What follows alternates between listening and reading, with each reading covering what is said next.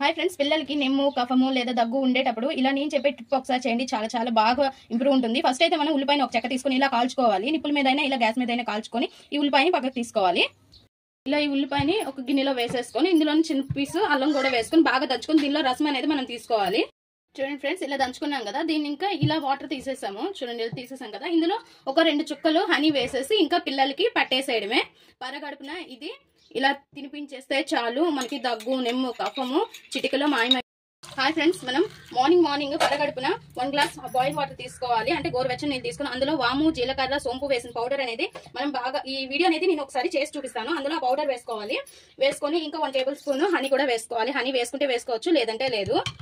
ఇందులోనే కొద్దిగా నిమ్మరసం కూడా పిండుకొని పొద్దున పరగడుపునే మనము ఇది తీసుకుంటే స్టమక్ ఫుల్ గా ఉంటుంది కదా, అంటే ఎత్తుగా ఉండే వాళ్ళకి మనకి కంప్లీట్ గా క్లియర్ అవుతుంది. ఇలా కానీ మనం 2 మంత్స్ గా చేసామంటే మంచి రిజల్ట్ అనేది ఉంటుంది. ఇలా తీసుకొని ఇంకా తాగేయడమే.